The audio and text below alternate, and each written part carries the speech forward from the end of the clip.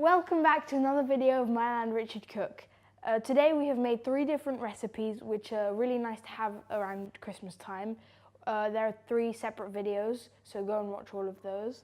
We made some pain d'épices, some brownies which we then decorated, and some gingerbread. Like and subscribe and comment down below which one's your favourite. Happy Christmas! Okay, so we're now going to make our gingerbread cookies. Right? The recipe that we're using is a really good all-purpose recipe. It'll work for cookies, it'll work for gingerbread men, but it's also a good enough recipe to work to use to make a gingerbread house because it has sufficient strength. It also tastes nice. In the pan we've got some light brown sugar, yep. some 1 tablespoon of water, some black treacle and some golden syrup. The black treacle gives it a really nice, deep, slightly caramelly taste, and it does really make all the difference. In the bowls we've got... In here we have cinnamon, cloves and ground ginger. Which you can put straight into the pan. Yeah.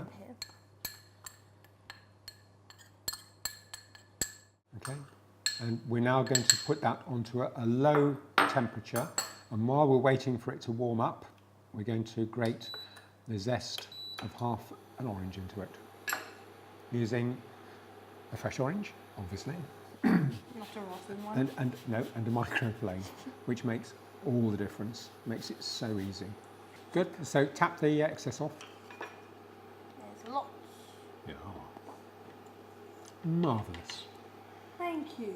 That's all right, my pleasure. That's now starting to come, can you see? Yeah, it looks like it's... Okay, so let's turn that off. Right, do you want to add the butter into it? Sure. Cool. Oh, be careful. Right, and then just stir that round so that the butter dissolves and takes some of the heat out. Okay, so the butter's melted. We're now going to add and stir in the bicarb. Okay, so go straight in now. And now you can throw the flour into it.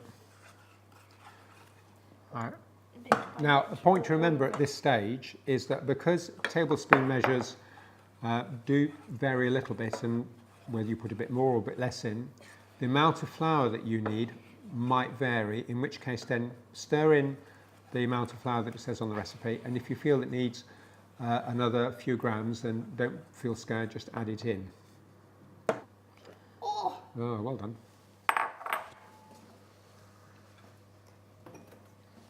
Now, the texture that we're looking for at this stage, it should be sticky, it should be an element of flow, sticky, but not too much.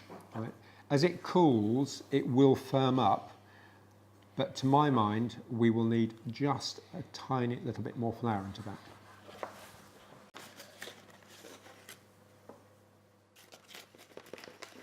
There you go. So if it's quite, because it is quite hard to mix, so I can use an electric mixer? You can use an electric mixer, absolutely, yes. If you do, though, I would think it's better that you don't use the whisks, but you use the sort of dough hook things. What we need to do now is leave this on the side to cool for half an hour or so. It will still be warm when we get to the point of rolling it, but it's too warm now, and as it cools, it will firm up, and so we'll be able to roll it and cut some shapes out of it. Okay, so our cookie dough has now cooled sufficiently for us to handle, right? But you can still see it's quite soft. Shiny. And soft and sticky. So I'm going to dust my hands. Dust your hands with flour. Are you ready? Yeah, that's good. Ah, lovely.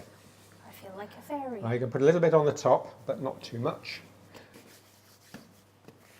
Okay, so... Do it quickly. So roll it. Now stop. Keep it moving. Roll it. Stop. Let's cut this in half now. Yeah.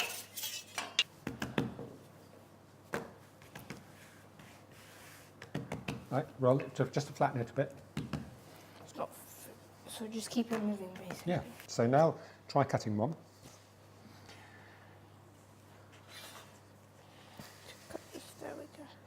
There you go. Yay! Okay, cool.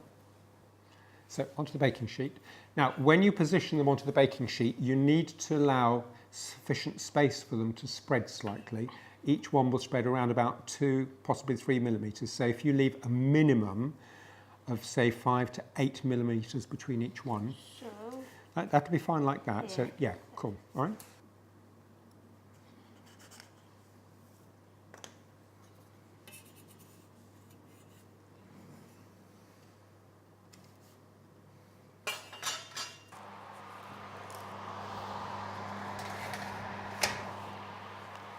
And these will take around about 10 to 15 minutes, again depending on the oven. So, that's good. All right. So we are going to check them at the end of 10 minutes. Okay, so we're now going to decorate our ginger cookies, Yeah. gingerbread biscuits, which are out of the oven and cold now. Fondant, which we've rolled out as we did before White for the Mother's Day cake. So we're going to cut out using some snowflake cutters. we've got 2 cutters, and we've chosen these because they have a hole in the middle, which basically gives us the space to put a jewel in. Okay, and here's the one which we did as a trial just a moment ago, and you can see. And it glows. And it glows. It sparkles even. So, you're going to go for it?